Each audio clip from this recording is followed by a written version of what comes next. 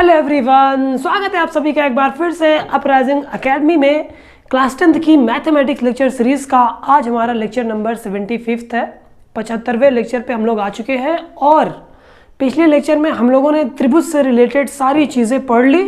त्रिभुज जो अपना चैप्टर है वो कंप्लीट हो चुका है। ओके, इस लेक्चर में मैं इस पूरे ओवरऑल चैप्टर ट्रायंगल का रिविज़न करवा दूंगा और आपको वो मेन पॉइंट्स बता दूंगा मैं जो आपके लिए ज़रूरी है, जिन पे आपको ज़्यादा फोकस करना है ना। तो शुरू से लेकर आखिर तक आप लोग लेक्चर में बने रहिए। हमने थ्रू आउट द लेक्चर जो चीज़ें पढ़ी, उनका क्या क्या इंपॉर्टेंस है, उनको एक बार हम लोग वापस से देख लें तो सारी चीज़ें रिकॉल हो जाएंगी, है ना। तो ये एक रिवीजन क्लास या रिवीजन लेक्चर होने वाली है त्रिभुज की। और मैं एक एक पॉइंट यहाँ पे आपको लिख देता हूँ, क्योंकि मैं बोलते भी जाऊँगा लिखते भी जाऊँगा तो ज़्यादा टाइम लगेगा। तो मैं पहले वीडियो पॉज करके पूरा यहाँ पे लिख देता हूँ, फिर उसके बाद उनको एक्सप्लेन कर दूंगा क्या होता है, फिर आगे के काम करेंगे। ओके, तो चलते हैं, फिर हम लोग आगे बढ़ते हैं। ओके, तो मैंने यहाँ पे बोर्ड पे टोटल 9 पॉइंट्स लिख दिए हैं। इसके बाद के जो पॉइंट्स हैं वो हम लोग इसके बाद डिस्कस करेंगे। ओके, खैर राइटिंग इतनी अच्छी नहीं है, क्योंकि जब जैसे मैं बोर्ड के आधे से नीचे आने लगता हूँ मेरे अक्षर तिरछे बनने लगते हैं। ओके हम लोग देखते हैं एक एक करके पॉइंट्स। ओके, पहला नंबर हम लोग को देखना है कि समरूप क्या होते हैं। किन्हीं दो आकृतियों को समरूप कब बोलेंगे? तो दो आकृतियां जिनके आकार समान हो परंतु आमाप समान ना हो, समरूप आकृतियां कहलाती हैं। और समरूप आकृतियों को दर्शाने के लिए हम लोग इस चिन्ह का प्रयोग करते हैं, है ना। अगर आकृति ए आकृति बी के समरूप है तो हम लोग ऐसे लिखेंगे, A is similar to B. Okay, अब यहाँ पे दो शब्दों का इस्तेमाल किया गया है, आकार और आमाप। आकार को इंग्लिश में बोलते हैं size. Okay, shape, sorry shape. किसी चीज़ को देखो तो वो देखने में कैसी दिखती है उसको शेप बोला जाता है। और आमाप मतलब कोई चीज़ कितनी छोटी है या कितनी बड़ी है। अगर हम किन्हीं दो चीज़ों को कंपेयर करें और उनका शेप समान हो, मतलब वो दोनों चीज़ें दिखने में एक हो, जैसे कि एक छोटी बॉटल और एक बड़ी बॉटल, दोनों दिखने में एक हैं लेकिन इनका साइज़ अलग अलग है ना, इनका आमाप अलग अलग है, तो हम लोग क्या बोलेंगे कि ये दोनों बॉटल एक दूसरे के समरूप है। जैसे मैंने आपको एग्जांपल दिया था, एक छोटे बच्चे का हाथ और एक बड़े इंसान का हाथ, है ना। छोटे बच्चे का हाथ जैसा होता है दिखने में, वैसे ही बड़े इंसान का हाथ होता है, लेकिन छोटे बच्चे के हाथ का साइज़ छोटा होता है और एक वयस्क इंसान के हाथ का साइज़ बड़ा होता है। तो आई थिंक आप लोगों को समरूप आकृतियाँ क्या होती है पता चल गया होगा। इसके बाद आता है सर्वांगसम। सर्वांगसम आकृतियाँ वे कहलाती हैं यदि उनके आकार व आमाप दोनों समान हो, है ना, उनका शेप और साइज दोनों इक्वल हो। जैसे मेरे ये दोनों हाथ, ये दोनों समरूप कहलाएंगे, है ना, इनका जो शेप और साइज है दोनों इक्वल है। ओके यहाँ पे एक वर्ड का यूज हो गया है कि दोनों एक दूसरे के समपाती हैं, अर्थात एक आकृति के ऊपर दूसरी आकृति को रख दिया जाए तो वो दोनों एक दूसरे को कवर कर ले, है ना। ये होता है सर्वांगसम का मतलब। और सर्वांगसम दिखाने के लिए हम लोग इस चिन्ह का इस्तेमाल करते हैं। अगर ए और बी सर्वांगसम है तो हम लोग लिखेंगे A is congruent to be, इसको इंग्लिश में बोलते हैं कॉन्ग्रुएंट। ओके, ये 2 पॉइंट हो गए। तीसरे पे चलते हैं। हमने त्रिभुज की समरूपता पर बात करनी है आगे। ओके, तो दो त्रिभुज समरूप कब होते हैं? यदि उनके संगत भुजाएं समानुपातिक हैं। ओके, समानुपातिक दो त्रिभुज हैं, प्रत्येक त्रिभुज में 3 भुजाएं हैं, तो टोटल 6 भुजाएं हो गई। संगत भुजाएं समानुपातिक हैं, मतलब एक त्रिभुज की अगर हम पहली भुजा उठा रहे हैं तो दूसरे त्रिभुज की पहली भुजा उठानी है और उनका अनुपात लेना है, रेशियो लेना है। वो तीनों भुजाओं का रेशियो ऐसे ऐसे लेना है, दोनों त्रिभुजों की। तो ये जो रेशियो आ रहा है ये बराबर आना चाहिए, इसी को बोलते हैं समानुपातिक। तथा इनके संगत कोण बराबर हैं, है ना। जिस तरह से आपने एक एक भुजा उठाई और उनका रेशियो लिया, इसी तरह से आप लोग दोनों त्रिभुज के एक एक कोण उठाइए और हर एक कोण को देखिए कि पहला कोण उस त्रिभुज के पहले कोण के बराबर आएगा, दूसरा कोण उस त्रिभुज के दूसरे कोण के बराबर आएगा और तीसरा कोण उस त्रिभुज के तीसरे कोण के बराबर आएगा, है ना। तो दो त्रिभुज समरूप तब कहलाएंगे जब उनकी संगत भुजाओं का अनुपात बराबर हो, मतलब संगत भुजाएं समानुपाती हो और संगत कोण बराबर है। ओके, नेक्स्ट हमने क्या बोलते हैं, समरूप क्या होता है, सर्वांगसम क्या होता है, ये देख लिया।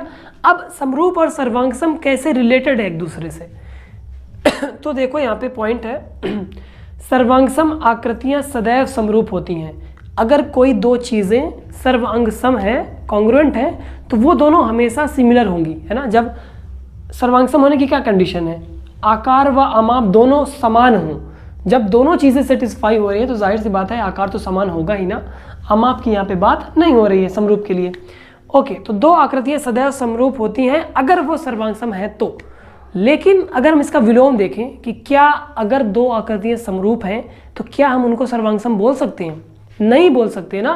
सर्वांग सम बोलने के लिए उनका आमाप भी इक्वल होना पड़ेगा, उनका साइज भी इक्वल होने पड़ेगा, जबकि समरूप आकृतियों में आमाप इक्वल नहीं होता है ना।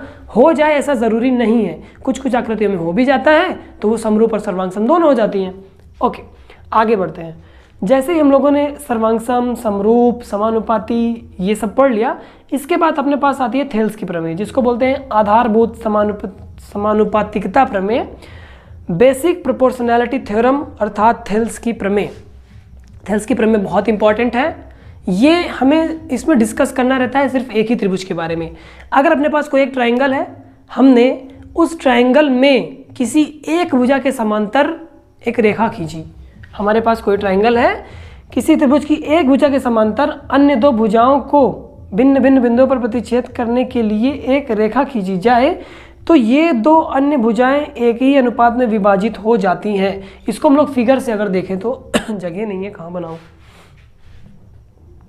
ओके, एक सेकेंड ना, मैं यहाँ पे थोड़ी सी जगह बनाता हूँ, फिर उसके बाद हम लोग देखते हैं। अपने पास अगर कोई एक त्रिभुज है ऐसे ए बी सी, हमें कह रहा है किसी त्रिभुज की एक भुजा के समांतर अन्य दो भुजाओं को भिन्न भिन्न बिंदुओं पर प्रतिच्छेद करने के लिए एक रेखा खींचनी है। हमने मान लिया BC के समांतर हमें एक रेखा खींचनी है जो AB और AC को ऐसे काट रही है। AB को काट रही है यहाँ पे, इसको नाम दे दो D, AC को काट रही है यहाँ पे, इसको नाम दे दो E।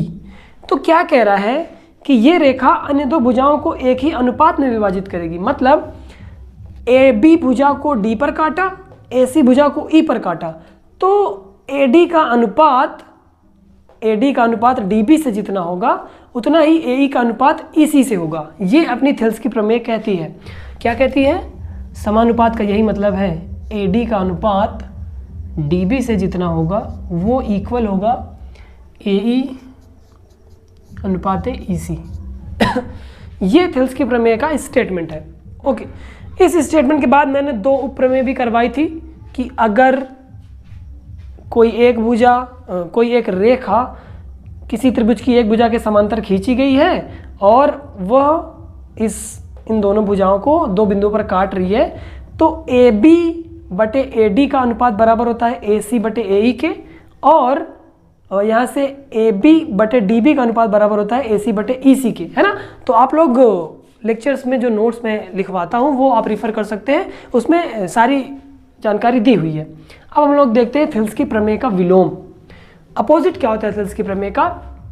हम लोगों ने सीधे सीधे देखा, रेखा समांतर खींचोगे तो अनुपात समान आएगा। ओके, अब यहाँ पे कह रहा है यदि एक रेखा किसी त्रिभुज की दो भुजाओं को एक ही अनुपात में विभाजित करती है तो वह तीसरी भुजा के समांतर होगी। दैट मीन्स जब हमने समांतर लिया था तो अनुपात बराबर आया था, अब इस बार हम अनुपात बराबर ले रहे हैं तो जाहिर सी बात है दोनों रेखाएं समांतर होंगी, है ना। ये थेल्स की प्रमेय का विलोम है।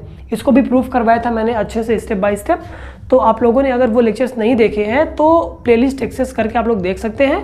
प्लेलिस्ट का लिंक इस वीडियो के लास्ट में मैं आपको दे दूंगा। ओके, बाय द वे मैं इस प्लेलिस्ट को एक्सेस करने पर एक छोटा सा वीडियो बना दूंगा तो ज़्यादा सही रहेगा, तो वो हम देखेंगे आगे। अब इन सारी चीज़ों के बाद हम लोग सिमिलैरिटी समरूपता की कसौटियाँ जो होती हैं उन पे आगे डिस्कस किए थे कि क्या होती हैं। 4 टाइप की समरूपता कसौटियाँ होती हैं, AAA, AA, SSS और एक होती है SAS। SAS को मैं नेक्स्ट डिस्कस करूँगा नेक्स्ट इसके बाद। तो AAA समरूपता क्या होती है? सिंपल सी बात है, यदि दो त्रिभुजों के संगत कोण बराबर हैं तो उनकी संगत भुजाएं एक ही अनुपात में होती हैं, इसलिए ये त्रिभुज समरूप होते हैं। हमने अगर दो ट्राइंगल्स बनाए आपस में आसपास और उन दोनों ट्राइंगल्स में संगत कोण है ना, मतलब अगर हम इस त्रिभुज का मान लो ये दो त्रिभुज है, एक त्रिभुज ये है, एक ये बड़ा सा त्रिभुज है, ये A, ये B, ये C, ये D, E F. I don't think ये कैमरा में आएगा बट इट्स ओके। संगत कोण का मतलब इसमें ऊपर ऊपर वाले कोण बराबर हो, नीचे नीचे वाला कोण बराबर हो, बीई और सी एफ के बराबर हो, तो इनकी संगत भुजाएं एक ही अनुपात में होती हैं। मतलब ए बी का अनुपात डी सी से, ए बी का अनुपात डी ई से, ए सी का अनुपात डी एफ से और बी सी का अनुपात ई एफ से बराबर होगा। तो इसलिए ये दोनों त्रिभुज समरूप हो जाते हैं। अब इसके बाद आती है ए समरूपता, मतलब एंगल एंगल सिमिलरिटी। ये angle angle angle triple angle similarity थी, क्यों? क्योंकि हमें तीनों कोण बराबर दिए हुए थे। ए समरूपता में हम लोग सिर्फ दो एंगल्स की बात करते हैं। किसी त्रिभुज में, किन्हीं दो त्रिभुजों में एक्चुअली, अगर दो क्रमशः दो एंगल्स बराबर हैं, दो कोण बराबर हैं, तो वो दोनों त्रिभुज समरूप हो जाते हैं। कैसे हो जाते हैं? हम लोग अगर देखें कि ये वाला कोण ये डी के बराबर है, ये वाला कोण ये ई के बराबर है, तो ऑटोमेटिकली ये जो सी वाला कोण है ये बराबर हो जाता है एफ के। और जैसे ही सी वाला कोण एफ के बराबर हो गया, वापस से हम ट्रिपल ए समरूपता में पहुंच गए ना। हम लोगों ने दो कोणों को बराबर लेके चला और तीसरा कोण खुद ब खुद बराबर हो गया। कैसे ये बराबर हुआ था, मैंने इस थ्योरम का प्रूफ करवाते वक्त आपको बताया था। ओके तो ये हो गई ए समरूपता की बात, है ना। ये ए समरूपता कि अगर किन्हीं दो त्रिभुजों में दो कोण बराबर है तो दोनों त्रिभुज समरूप होंगे। आगे बढ़ते हैं, ट्रिपल एस समरूपता, इसको बोलते हैं साइड साइड साइड सिमिलैरिटी। अगर किन्हीं दो त्रिभुजों में संगत भुजाओं का अनुपात बराबर होता है तो उन दोनों त्रिभुजों के प्रत्येक कोण भी बराबर हो जाते हैं, है ना। संगत कोण, एक्चुअली हमें संगत वर्ड नहीं भूलना है, इसको बोलते हैं संगत का अर्थ होता है जिस कोण को इस त्रिभुज में कंसीडर कर रहे हो उस कोण को यहाँ भी कंसीडर करना पड़ेगा। इंग्लिश में इसको बोलते हैं करेस्पॉन्डिंग एंगल्स। ओके अगर मैं इसको वर्बली पढ़ दूं तो यदि दो त्रिभुजों में एक त्रिभुज की भुजाएं दूसरे त्रिभुज की भुजाओं के समानुपाती होती हैं, वही कह रहे हैं ना, अगर भुजाओं का अनुपात बराबर हो तो संगत कोण भी बराबर होते हैं और इसलिए दोनों त्रिभुज समरूप हो जाते हैं, है ना। इस थ्योरम का प्रूफ भी हम लोगों ने करवाया था, आप लोग देख सकते हैं। इतनी सारी बातें हो गई त्रिभुज की समरूपता से रिलेटेड, है ना। इस चैप्टर में ज़्यादातर हम लोगों ने त्रिभुज की समरूपता पे ही फोकस किया है और थ्योरम्स ही थ्योरम थी, है ना। एक के बाद एक थ्योरम्स आते जा रही थी, उनको पढ़कर उनसे रिलेटेड क्वेश्चंस किया था हमने। ओके अब इस ट्रिपल एस समरूपता के बाद आएगी अपनी एस एस समरूपता, उसके बाद कुछ रिजल्ट्स आएंगे तो मैं इसको मिटाकर वापस से जो नए पॉइंट्स हैं उनको आगे लिखता हूँ। ओके उसके आगे के जितने भी बाकी पॉइंट्स हैं मैंने यहाँ पे बोर्ड पे लिख दिए हैं। टोटल हम लोग के शुरू से लेकर अभी तक 17 पॉइंट्स हुए हैं जो इस चैप्टर में इंपॉर्टेंट है, जिनको आपको याद रखना है। ओके हम लोग शुरू करते हैं यहाँ से। ट्रिपल एस समरूपता तक हुआ था लास्ट में एस एस समरूपता। एस एस समरूपता अगर मैं शब्दों में बताऊँ तो आपके पास दो त्रिभुज हैं, उन दोनों त्रिभुज में किन्हीं दो भुजाओं का अनुपात अगर बराबर है, अनुपात समान है और उन दोनों भुजाओं के बीच के जो कोण है वो बराबर है, तो दोनों त्रिभुज समरूप होते हैं। यही इसमें कहा गया है। यदि दो त्रिभुजों में दो संगत भुजाएं समानुपाती हों तथा इनके बीच के कोण बराबर हों तो ये दोनों त्रिभुज समरूप त्रिभुज होते हैं। ओके इजी चीज़ है, आपको समझ आ गया होगा। इसके बाद कुछ रिजल्ट्स हैं जिनको हम प्रूफ करते हैं ये सारी समरूपता कसौटियों का प्रयोग करके। तीन रिजल्ट्स हैं, वो तीनों रिजल्ट रिलेटेड है किसी त्रिभुज की माध्यिका, शीर्षलंब और कोण समद्विभाजक पर। माध्यिका को मीडियन बोलते हैं, शीर्षलंब को एल्टीट्यूड बोलते हैं और कोण समद्विभाजक को एंगल बाइसेक्टर बोलते हैं। क्या होते हैं ये तीनों मैंने आपको बताया था लेक्चर्स में, आप लोग देख सकते हैं। ओके उस पर्टिकुलर लेक्चर का लिंक आपको मिल जाएगा प्लेलिस्ट में, मैं बता दूंगा। ओके लास्ट में मैं बता दूंगा। यदि दो त्रिभुज समान कोणिक हैं, समान कोणिक का मतलब उन दोनों त्रिभुजों के प्रत्येक कोण मतलब संगत कोण बराबर है, तो इनकी संगत भुजाओं का अनुपात संगत शीर्ष लंबों के अनुपात के बराबर होता है। शीर्ष लंब किसी त्रिभुज में मान लो अपने पास ये एक त्रिभुज है, शीर्ष लंब वो होता है हम किसी त्रिभुज के एक शीर्ष यानी कॉर्नर से उसकी सामने वाली भुजा पर ऐसे एक लंब खींचे, ये परपेंडिकुलर, तो इस मान लो ये ए है तो ये डी है, इस ए डी भुजा को हम लोग शीर्ष लंब बोलते हैं। ओके शीर्ष लंब के अनुपात के बराबर होता है, समझ आ गया। इस चीज़ को हमने प्रूफ करवाया था। यदि दो त्रिभुज समान कोणिक हैं तो इनकी संगत भुजाओं का अनुपात संगत माध्यिकाओं के अनुपात के बराबर होता है। अब माध्यिका क्या होती है? ओके देखते हैं इसी फिगर में।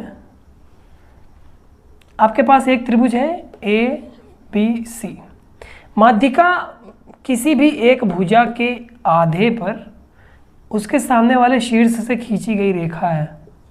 हमने CB का आधा किया और इस आधे को A से मिला दिया, तो इस AD को क्या बोलते हैं? इस त्रिभुज ABC की एक माध्यिका है। इसी तरह B से हम लोग AC के आधे पे मिलाएंगे, C से हम लोग AB के आधे से मिलाएंगे, तो 3 माध्यिका मिल जाएंगी। इसी तरह 3 शीर्षलंब और 3 एंगल बाइसेक्टर भी मिलते हैं। तो ये वाली चीज़ हो गई। इसके बाद इसी तरह है कोण समद्विभाजकों के बारे में। कोण समद्विभाजक होते हैं एक्चुअली देखो चित्र में अपने पास ये त्रिभुज है और ये कोण है। मान लो ये कोण कुछ डिग्री का है, 70 अंश 60 अंश। तो हम लोग ऐसा करेंगे, इस कोण को आधा करेंगे और आधा करके जहाँ पे ये मिले है ना उसको D मान लो, तो ये AD रेखा क्या हो जाएगी? कोण समद्विभाजक। तीनों में बहुत छोटे छोटे डिफरेंस हैं, आपको ये डिफरेंस समझने हैं। ओके, ये कोण समद्विभाजक का भी अनुपात संगत भुजाओं के अनुपातों के बराबर होगा। ओके इसके बाद एक रिजल्ट है समरूप त्रिभुजों के क्षेत्रफलों से रिलेटेड। आपको पता है किसी समरूप त्रिभुज का क्षेत्रफल एरिया ऑफ ए ट्रायंगल क्या होता है? 1/2 आधार गुणे ऊंचाई, है ना। ओके, तो कह रहा है कि 2 समरूप त्रिभुजों के क्षेत्रफलों का अनुपात इनकी संगत भुजाओं के वर्ग के अनुपात के बराबर होता है। इसका स्क्रीनशॉट ले लीजिए और उसको अपने कॉपी में लिख लीजिए अच्छे से प्रॉपर। ओके, अगर ABC और DEF 2 त्रिभुज है तो इनके एरियाज का, इनके क्षेत्रफलों का जो अनुपात होगा, संगत भुजाओं का वर्ग करो अनुपात निकालो, फिर वर्ग करो फिर अनुपात, फिर वर्ग करो फिर अनुपात, है ना, इसके बराबर होगा। बहुत ही सिंपल चीज़ है, इसको प्रूफ भी किया था हमने। आगे, यदि एक समकोण त्रिभुज के समकोण वाले शीर्ष से उसके कर्ण पर लंब डाला जाए तो लंब के दोनों ओर बनने वाले त्रिभुज संपूर्ण त्रिभुज के समरूप होते हैं तथा परस्पर भी समरूप होते हैं।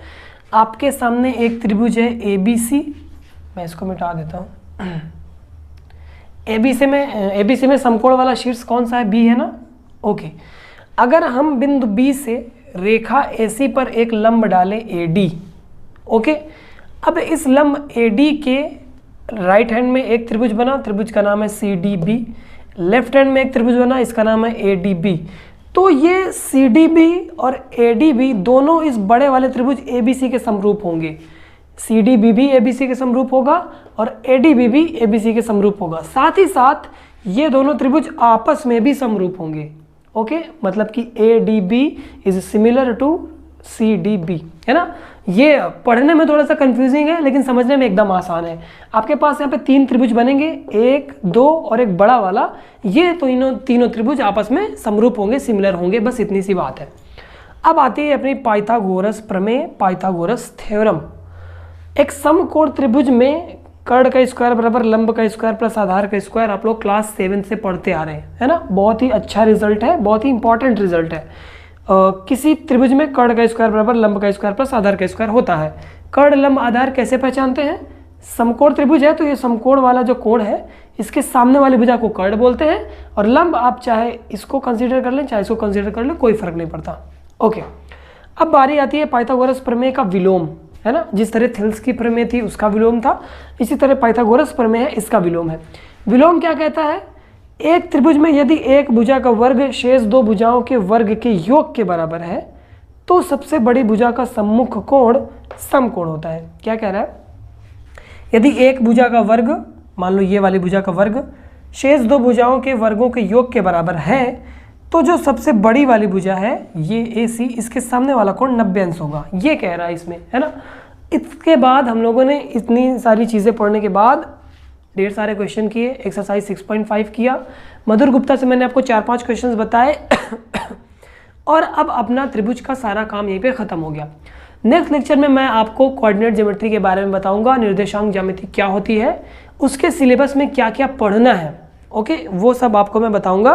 तो अब अगर आप लोगों ने प्लेलिस्ट एक्सेस नहीं की है तो देखो, सबसे पहले चैनल पे जाओ, वहाँ पे आप लोगों को सिर्फ 3 प्लेलिस्ट बनी हुई हैं प्लेलिस्ट वाले सेक्शन में। उसमें ऊपर लिखा हुआ है क्लास 10 मैथमेटिक्स, उसको आप क्लिक करोगे, सारे क्लास 10 के जितने लेक्चर हैं, अभी तक 75 लेक्चर हो चुके रहेंगे, तो सारे लेक्चर उसमें दिख जाएंगे। आप लोग बारी बारी से एक एक लेक्चर देख सकते हैं। ओके, और इस वीडियो के एंड में आपको एक ग्रीन कलर का पैनल जैसा शो होगा, एक इंटरफेस आएगा, उसमें 2 बॉक्सेस बने रहेंगे स्क्वायर। लेफ्ट वाले बॉक्स में पुरानी वीडियो का लिंक राइट वाले बॉक्स में उस प्लेलिस्ट का लिंक है, तो आप लोग डायरेक्ट यहाँ से प्लेलिस्ट को एक्सेस कर सकते हैं। ओके, तो अगर आप लोगों ने अभी तक चैनल को नहीं सब्सक्राइब किया है तो सब्सक्राइब कर लो और बेल आइकन को भी दबा लो ताकि मेरी वीडियो आपके पास सबसे पहले पहुंचे। ओके, तो thank you so much for watching this video. See you in the next lecture. Thank you.